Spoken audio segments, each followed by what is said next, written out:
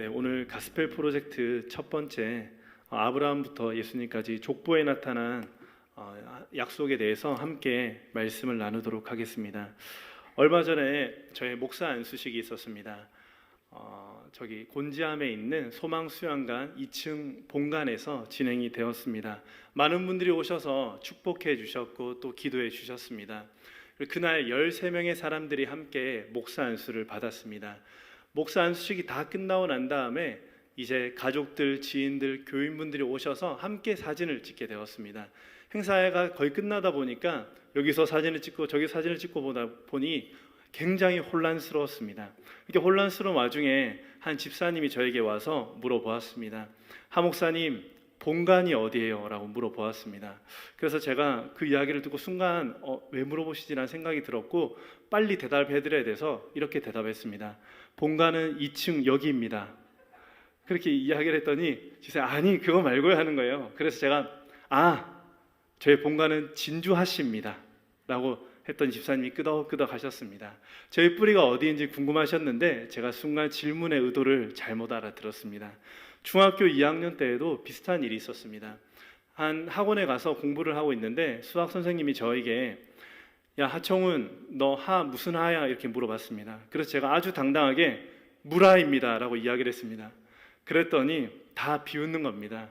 아니 그런 거 말고 진주 이씨 뭐 무슨 김해 김씨처럼 무슨 하시냐고 물어봤습니다. 그래서 진주 하시라고 이야기를 했습니다.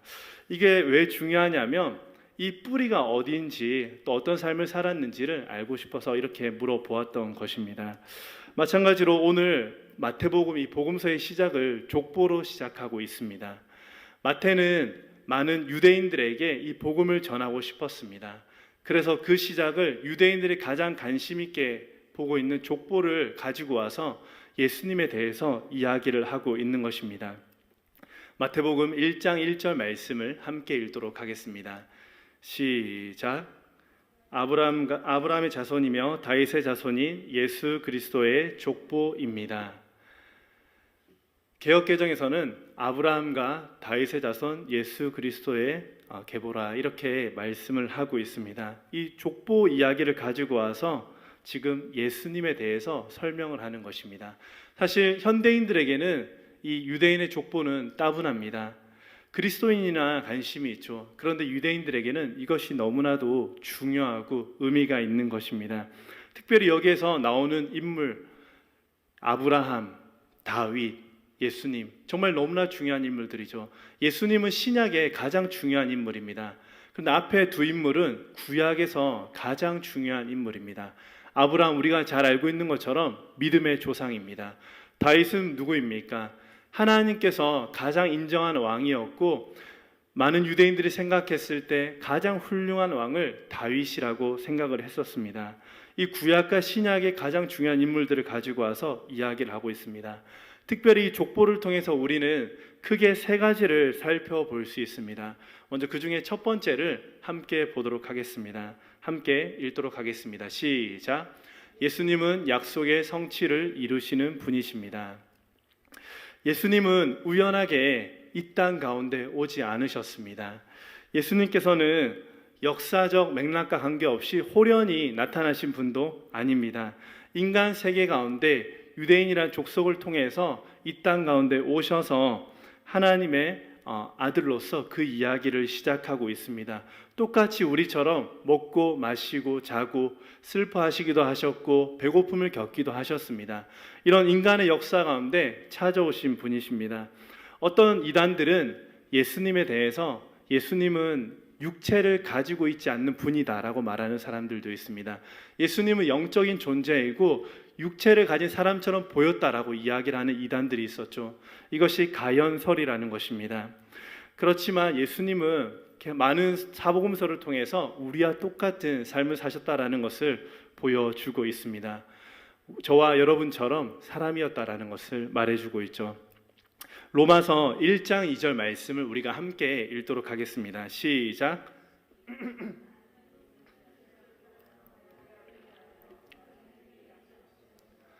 로마서를 통해서 이야기하신 말씀인데 성경 가운데 예수님에 대해서 이야기를 하고 있는 것입니다. 이 족보를 예수님의 이야기를 계속해서 말해주고 있는 것입니다. 예수님이 하나님의 아들이고 우리를 구원해 주실 메시아이고 이런 여러 가지 이야기를 들었던 유대인들은 그렇게 생각하지 않았습니다. 왜냐하면 자신들이 보았을 때 예수님은 그렇게 뛰어난 배경을 가진 가문의 사람도 아니었습니다. 능력이 출중하거나 뛰어나지도 않았죠. 그저 변방 지역의 목수의 아들이었습니다. 그런 예수님이 메시아라니 말도 안 된다라는 것이죠. 그런데 이 마태는 이 족보를 가지고 와서 예수님에 대해서 설명을 하고 있습니다. 특별히 제일 처음에 아브라함에 관해서 이야기를 하고 있습니다. 제가 앞에서 이야기했던 것처럼 아브라함은 이스라엘 사람들이 생각했을 때 믿음의 조상입니다. 특별히 하나님으로부터 부름을 받고 하나님의 축복을 받은 사람이었습니다.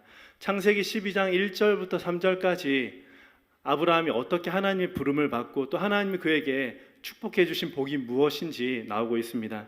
특별히 하나님께서 아브라함에게 너는 복의 근원이 될 것이다 라고 말씀해 주셨습니다. 하나님께서 수차례 아브라함을 통해서 하늘의 별처럼 바다의 모래처럼 수많은 자손을 너에게 줄 것이다 라고 이야기를 했습니다. 그리고 수많은 복을 너를 통해서 흘러가게 할 것이다 라고 이야기를 했습니다. 창세기 13장 15절 말씀을 우리가 함께 읽도록 하겠습니다. 시작.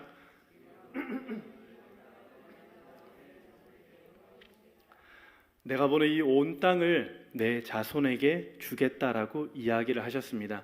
하나님께서는 신실하신 분이십니다. 그 약속하신 것을 끝까지 지키시는 분이시죠. 갈라디아서 3장 16절은 이 하나님께서 약속하신 이 자손에게 영원히 주겠다라는 말씀을 해석해서 이렇게 이야기를 하고 있습니다. 갈라디아서 3장 16절입니다. 시작. 하나님께서 아브라함과 그의 자손에게 약속을 주실 때 여러 사람을 가리켜 자손들에게라고 하지 않으시고 오직 한 사람을 가리켜 내 자손에게라고 하셨는데 이는 곧 그리스도십니다.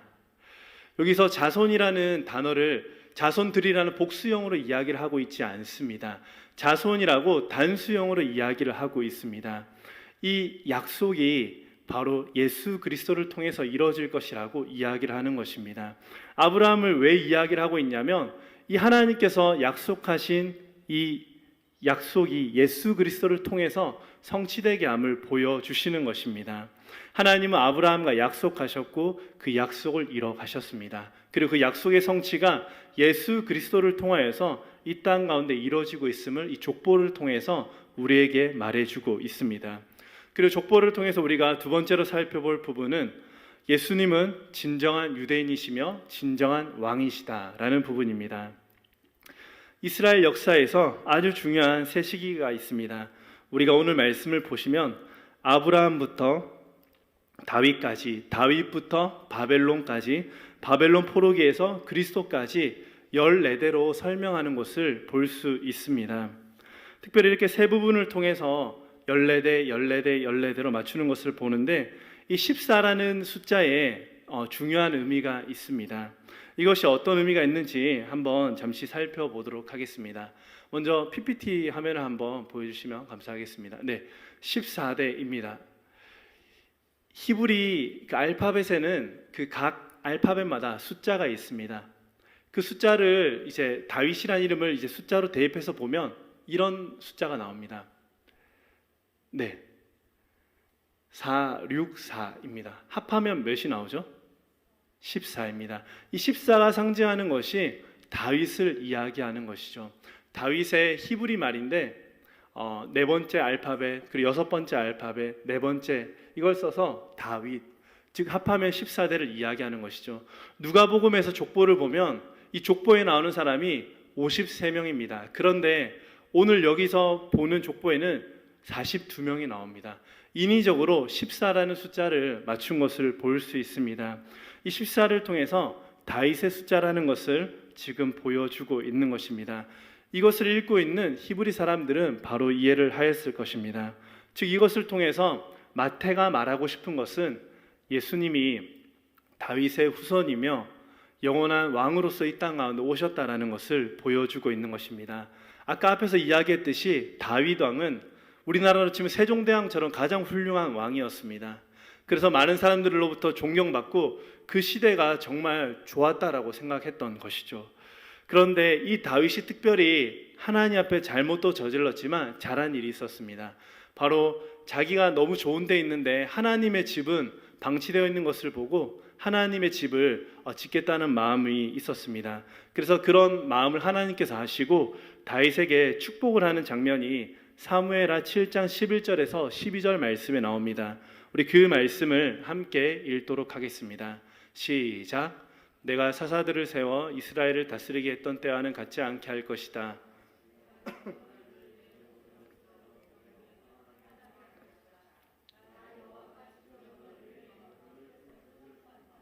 내 날들이 끝나고 내가 내 조상들과 함께 잠들 때 내가 내 몸에서 나올 내 자손을 일으켜 내 뒤를 잇게 하고 내가 그의 나라를 든든히 세울 것이다. 아멘. 하나님께서 다윗에게 영원한 왕조를 허락하고 있는 것을 보게 됩니다. 다윗의 혈육들은 다윗의 자리를 이어서 왕위를 이었지만 결국 그 나라는 무너졌습니다. 우리가 잘 아는 것처럼 남유다는 주전 586년에 바벨론에 의해서 멸망당했습니다. 그런데 예수님께서 오늘 이 다윗의 후손으로서 하나님께서 약속하신 영원히 무너지지 않는 나라에 왕으로 이 땅 가운데 오실 것을 이야기하는 것입니다. 그렇기 때문에 이 다윗에 대해서 이야기를 하고 있는 것입니다. 아까 앞에서 아브라함, 언약의 성취, 그리고 다윗을 통해서 영원한 하나님 나라의 통치자로 예수님이 오셨다라는 것을 오늘 이 족보를 통해서 우리에게 말씀해 주고 있는 것입니다. 그리고 오늘 세 번째 족보를 통해서 알 수 있는 것은 예수님은 우리를 죄에서 구원해 주실 메시아입니다. 예수님의 족보에 4명의 여인이 나옵니다. 우리 한번 살펴보도록 하겠습니다. 3절 말씀에 다말이 나옵니다. 그리고 5절 말씀에 라합이 나옵니다. 그리고 5절 말씀에 또 룻이 나옵니다. 그리고 6절 말씀에 우리아의 아내였던 여인, 우리가 잘 아는 것처럼 햇사람 밧세바가 나오는 것을 보게 됩니다. 실제로 유대인들은 남성 중심이었습니다. 그런데 이 족보에 여인들이 나오는 것은 사실 있을 수 없는 일이죠. 거기다가 이 여인들이 거의 대다수가 이방 여인들이었습니다. 그리고 우리가 잘 아는 것처럼 다말과 라합은 또 우리아의 아내는 성적으로 문제를 일으켰던 사람들이었습니다. 그럼에도 불구하고 이 여인들이 어떻게 족보에 기록되어 수 있었을까요? 마태는 의도적으로 이 여인들을 이 족보에 기록한 것입니다. 이 여인들을 넣어서 마치 이 족보를 통해서 우리에게 말하고자 하는 메시지가 분명히 있었다는 것입니다. 이것을 잘 알기 위해서는 우리가 마태라는 사람을 한번 생각해 볼 필요가 있습니다. 마태의 직업은 세리였습니다. 당시에 로마의 지배를 받고 있던 유대인들에게 세리는 정말 미워하는 자들이었습니다. 특별히 매국노와 같은 자들이었습니다. 왜냐하면 자신들의 돈을 빼앗아서 로마에게 세금을 내야 했던, 그래서 피도 눈물도 없는 사람들이었고 원래 걷어야 되는 세금보다 훨씬 더 많이 걷어가는 그런 악질적인 사람들이었습니다. 그러다 보니 이 사람들을 도둑처럼 생각했고 매국노처럼 생각했고 저 사람들을 완전히 분리해서 없는 사람처럼 생각했었습니다. 이런 마태도 세리로서 직업을 가지고 살아갔습니다. 많은 사람들 앞에 손가락질 당하는 비참한 인생들이었습니다. 그런 그에게 어느 날 예수님이 찾아왔습니다. 마태복음 9장 9절 말씀입니다. 우리 함께 읽도록 하겠습니다. 시작. 예수께서 그곳을 떠나 지나가시다가 마태라는 사람이 세간에 앉아 있는 것을 보시고 이르시되 나를 따르라 하시니 일어나 따르니라. 예수님께서 세간에 앉아 있는 마태에게 나를 따르라고 말씀하셨습니다. 그 부름 앞에 마태는 응답하였고 예수님을 따라가게 되었습니다. 마태는 너무나 기뻤습니다. 예수님께서 자신을 불러주신 것에 너무나 기뻐서 그 부름에 응답하였고 또 예수님을 초청하였습니다. 그래서 자신들과 같은 처지에 있던 세리들과 함께 예수님과 파티를 벌였습니다. 그런데 많은 사람들이 그 시간에 즐거워했는데 못마땅해 하던 사람들이 있었습니다. 누구였을까요? 바리새인들이었습니다. 바리새인들이 이런 그들에게 무엇이라고 했는지 우리 9장 11절 말씀을 함께 읽도록 하겠습니다. 시작. 이것을 본 바리새파 사람들이 예수의 제자들에게 물었습니다. 어째서 너희 선생님은 세리들과 죄인들과 함께 어울려 먹느냐? 고상하게 이야기를 했지만 어떻게 죄인들과 함께 할 수 있냐라고 그렇게 물어보고 있는 것입니다. 그리고 그런 그들의 물음에 12절 13절을 통해서 계속해서 예수님께서 이야기를 하고 있습니다. 함께 읽도록 하겠습니다. 시작. 건강한 사람들에게는 의사가 필요하지 않으나 병든 사람에게는 의사가 필요하다. 13절 말씀 계속 읽도록 하겠습니다. 너희는 가서 내가 원하는 것은 제사가 아니라 자비다 하신 말씀이 무슨 뜻인지 배워라. 나는 의인을 부르러 온 것이 아니라 죄인을 부르러 왔다. 분명하게 예수님이 오신 이유에 대해서 이야기를 하고 있습니다. 예수님은 의인을 부르러 오신 것이 아니라 죄인을 부르러 왔다라고 분명하게 이야기를 하고 있는 것입니다. 아까 앞에서 4명의 여인들에 대해서 이야기를 했습니다. 이 여인들은 죄 많은 여인들이었습니다. 흠이 많은 사람들이었습니다. 또 이방인들이었습니다. 그럼에도 불구하고 예수 그리스도의 족보에 나타나게 된 거죠. 즉 하나님의 은혜를 받게 된 것입니다. 즉 예수님을 통해서 이 은혜가 모든 사람들에게 흘러가고 구원해 주신다라는 것을 이 족보에 나타난 여인들 또 그리고 많은 사람들을 통해서 지금 우리에게 분명히 이야기를 해주고 있는 것입니다. 예수님이 이 땅에 오신 것은 약속의 성취도 있지만 분명히 우리를 죄에서 구원해 주시기 위한 메시아로서 이 땅 가운데 오신 것입니다. 예수님께서는 우리가 죄로 인해서 타락하고 깨어진 그 원래의 상태를 내버려 두신 것이 아니라 다시 하나님의 형상으로 회복되기를 원하신 것입니다. 그렇기 때문에 이 땅 가운데 오셨습니다. 그리고 제일 마지막 바벨론 포로 시기를 사람들이 많이 살고 있었고 지금 이 이야기를 듣고 있는 많은 유대인들도 로마의 압제 속에 정말 어두운 암흑 같은 시기를 보내고 있었습니다. 마찬가지로 오늘 우리 또한 코로나19라는 어두운 세상을 살아가고 있습니다. 소망이 하나도 없습니다. 정말 소망을 찾아보기보다는 절망이 더 우리 가운데 가까이 있는 것 같습니다. 그런데 오늘 말씀을 통해서 예수님이 우리의 구원자이시고 메시아라는 것을 분명히 보여주고 있습니다. 세상을 바라보면 답이 없습니다. 어두운 가운데 빠져서 허우적거릴 수밖에 없습니다. 그렇지만 예수님께서 찾아오셔서 은혜를 베풀어서 저와 여러분들을 구원해 주실 빛이 되신다라고 오늘 말씀을 통해서 분명하게 이야기를 하고 있습니다. 오늘 이 족보를 통해서 분명하게 우리에게 3가지 메시지를 주셨습니다. 예수님은 언약의 성취자이고 영원히 다스릴 하나님 나라의 왕이시고 또 우리의 구원자 되시는 메시아다라는 것을 우리는 반드시 기억하는 그런 삶이 되기를 간절히 소망합니다. 또한 특별히 우리 여기 계신 부모님들은 우리 자녀들에게 이것을 또 전하고 흘려보낼 수 있는 삶이 되길 원합니다.